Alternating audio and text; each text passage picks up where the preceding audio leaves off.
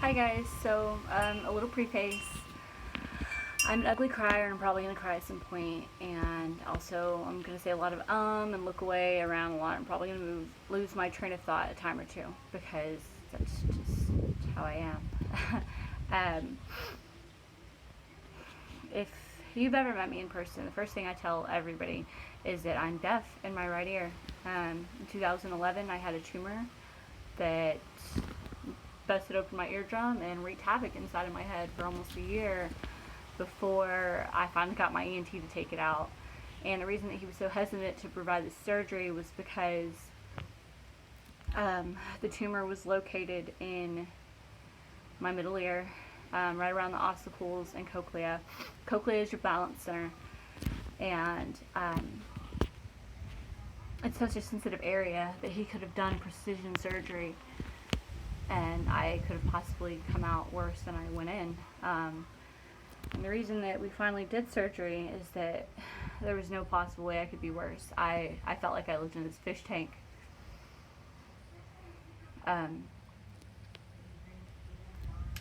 was just dizzy, some level of dizziness all the time. I couldn't hear at all in that ear. And I got to the point, really, especially for the last couple of months before I got the surgery, maybe the last 3 months was the worst. I was passing out damn near every day. Especially if I stood up or even sat up too fast. But even if I went slow, I developed a method about it. It completely interrupted my life. Drayden was 10 months old when it first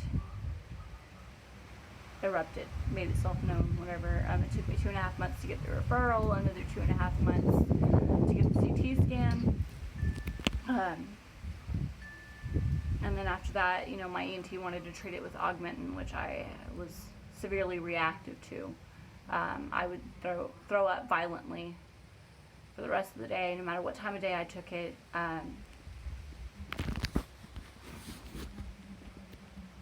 Or what I ate with it, or if I didn't eat with it, or if I took it with milk or orange juice, or with food, or sweet food and salty food. No matter what I did, what my doctor suggested, because he just didn't want to do the surgery. He didn't want to have to.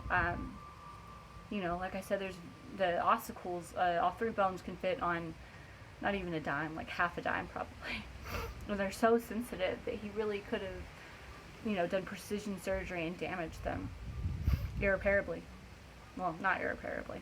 As it turns out, in May of 2012, I went in to have the tumor removed. It was not cancerous. I should have been in and out of the same day surgery. Should have been in and out of outpatient in 3 hours, including surgery time. Get there an hour before, do pre-op, do the surgery, stay there for 15, 20, 30 minutes afterward to make sure everything's okay, anesthesia wears off, etc., etc.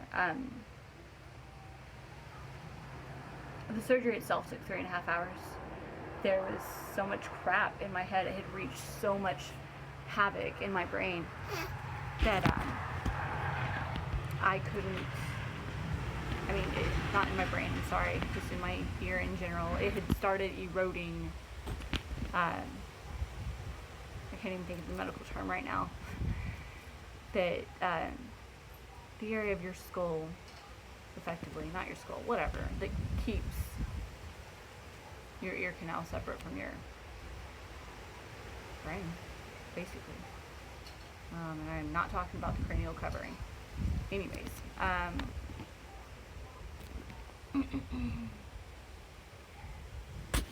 after that, I was still deaf, but at least I wasn't dizzy anymore, and I've suffered with it here and there. Over the last 6.5 years, I'll just have periods where I get dizzier. I have to make sure I stand up very slowly, take a full deep breath as I stand up.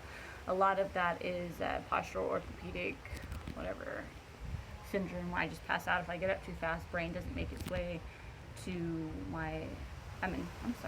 oxygen doesn't make its way to my brain fast enough.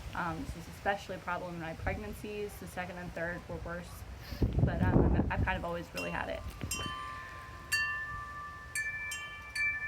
So That being said, as of about 28 hours ago, I got a hearing aid and I can hear.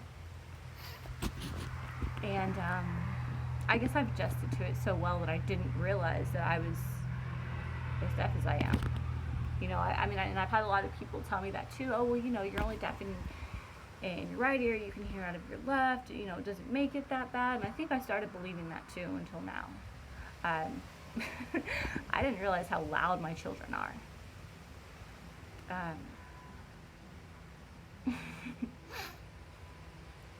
I'm pretty sure I'm never going to be able to wear it. I'm going to have to turn it off whenever they're all three in a room together because they're so loud. That being said, I've never really heard Hussein or Coheed. Not really heard them, and I forgot what Drayton sounded like. I've been in this weird, screwed up place. I took some beginner sign language classes. I wanted to teach the kids. I wanted to have a way to communicate with them because I was told that this was permanent. I couldn't get a cochlear implant, that the ossicles had been completely eroded, and there was nothing to be done about that. I couldn't do a cochlear even though they started doing experimentation with single-sided deafness because there was too high of a chance that the tumor was going to come back, and the part itself is $100,000. Insurance is not going to cover a $100,000 piece of equipment for it to just get destroyed. And there's just no way of knowing.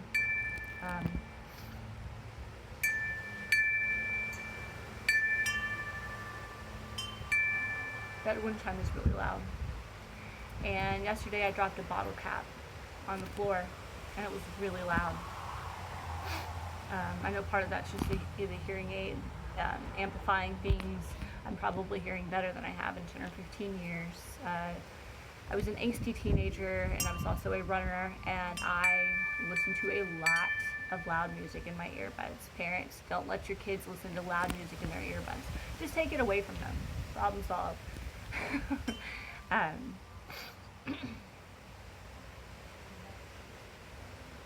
I wanted to do this because I still want to join the fire department, and I cannot be deaf in one ear and join the fire department. It needed to be corrected to some degree.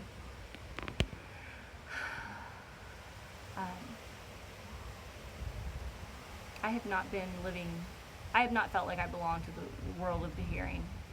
And I've darn sure not felt like I belong to the world of the deaf.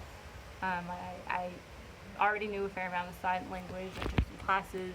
I had taught the children some. But I'm not very fast. I would go hang out with deaf people, trying to like immerse myself in the culture, and because I really felt like I probably belonged there better. There would be sometimes when certain people just have such a low tone of voice. I felt like we'd go hang out, and I'd spend my whole time like, huh, what'd you say? What? Oh, okay, yeah, that's so cool. And, you know, it got to the point I would just pretend I heard them because I got tired of asking them to repeat themselves. And I'm sure it was just as annoying for them as it was for me, especially if they felt like they were speaking louder and louder and I just wasn't hearing. I've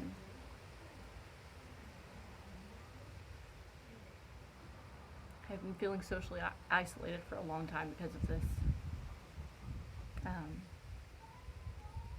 So shout out to my client's son who had me fitted for an eardrum, fitted for a hearing aid. I'm never going to take it for granted again. Although, don't let me lie, I turned off my hearing aid yesterday for large portions. I don't need help hearing things I can already hear as is, so that now they're just louder. And it gave me a headache. It was sensory overload. I had adjusted so much to being deaf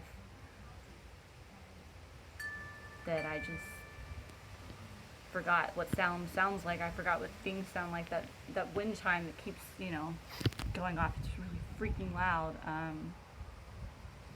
Or seems so loud because I'm just not used to it. So I don't really know what the point of this was, other than I am extremely grateful and blessed that there are good people in the world, because I still don't have health insurance. I don't know when that's going to happen. God knows there's a litany of things that I need to be seen for. So guess that's it, guys. Don't take shit for granted. Hug your mom, hug your dad, choke them a little bit. Don't let your kids listen to, loud rock and rap music and those damn earbud things. And that's it.